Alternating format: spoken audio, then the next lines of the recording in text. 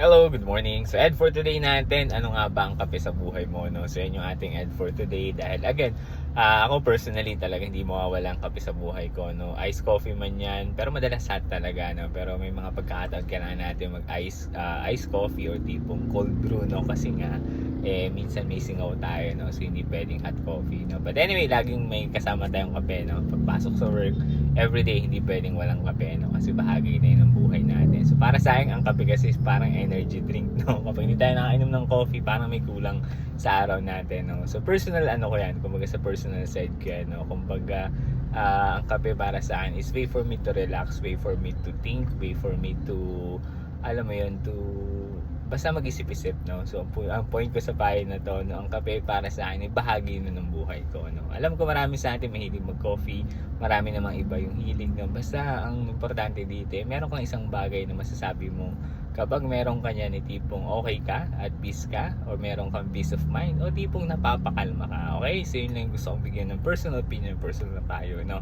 So ano nga ba ang kape sa buhay mo, no? Mag-comment ka sa video na to, no, kung ano yung kape sa buhay mo, okay? So yun lang yung gusto kong bigyan ng personal na payo or personal opinion sa araw na to. Kung nagugustuhan mo yung mga content ko, kalimutan i-like and follow ako sa Facebook, follow mo ako sa TikTok, at syempre mag-subscribe ka na rin sa YouTube ko na Ed for Today. Yun lamang, salamat!